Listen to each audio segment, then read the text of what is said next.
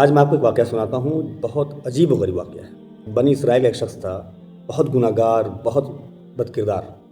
حضرت موسیٰ علیہ السلام بیان کر رہے تھے، آپ گناہوں کا ذکر کر رہے تھے، گناہوں کی باتیں کر رہے تھے اور اس کے عذابات گنوا رہے تھے۔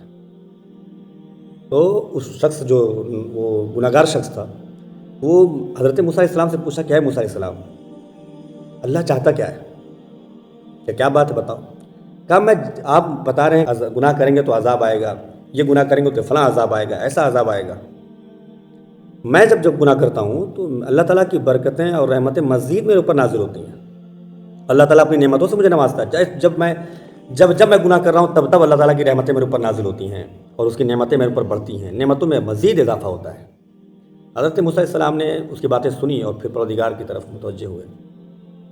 اللہ تبارک و تعالیٰ سے پوچھا کہ اے اللہ، تیرا فلاں بندہ ہے، وہ اس طرح کی باتیں کرتا ہے کہ جب سے جیسے وہ گناہ کرتا ہے تیری نعمتیں ویسے اس پر بڑھتی ہیں، جب وہ گناہ کرتا ہے تب تیری نعمتیں اس پر بڑھتی ہیں، ماجرا کیا ہے؟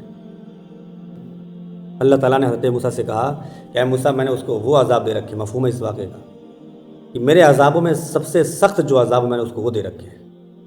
حضرت موسیٰ علیہ السلام نے کہا کہ اے پروردگار، تیرا سب سے سخت عذاب کیا ہے؟ سمجھیے گا اس چیز کو۔ اللہ نے کہا کہ جو میرا سب سے سخت عذاب ہے وہ عذاب میں نے اس کو دے رکھے ہیں۔ تو حضرت موسیٰ نے کہا کہ اے اللہ، تیرا سب سے سخت عذاب کون سا عذاب ہے؟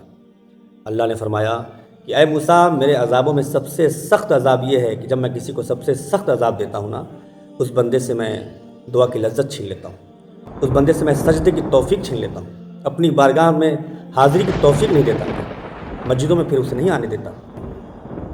آپ سوچئے کہ وہ بندے کے دماغ میں یہ بات کہ جیسے جیسے میں گناہ کرتا ہوں ویسے رب کی نعمتیں میرے اوپر بڑھ رہی ہیں۔ قرآن پاک کی ایک آیت یاد آتی ہے، وَزَيَّنَ لَهُمُ الشَّيْطَانُ مَا كَانُوا يَعْمَلُونَ، اور شیطان نے ان کے کام ان کی نگاہ میں بھلے کر دکھائے۔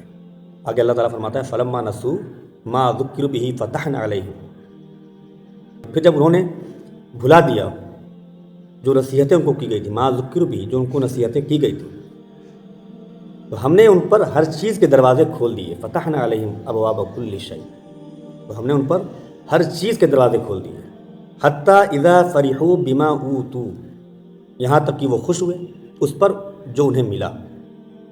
یعنی ہر چیز اس کو مل رہی ہے، گناہ کر رہا ہے تب بھی خوش ہے، مکاری کر رہا ہے تب بھی خوش ہے، لوگوں کو دھوکے دے رہا ہے تب بھی خوش ہے، نعمتیں بڑھ رہی ہیں، بنگلہ بن رہا ہے، گاڑیاں آ رہی ہیں، بیلنس بڑھ رہا ہے، اسے لگ رہا ہے کہ رب مجھ سے راضی ہے۔ اللہ فرما رہا ہے فتحنا علیہم ابواب کل شیء، ہم نے ان پر ہر چیز کے دروازے کھول دیے، حتی اذا فرحوا، یہاں تک کہ وہ خوش ہوئے۔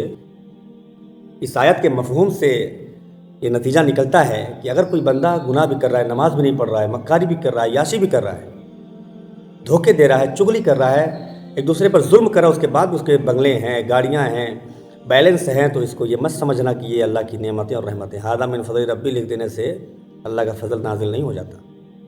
یہ جان لینا کہ اللہ کے سب سے سخت عذاب میں وہ مبتلا ہو رہا ہے۔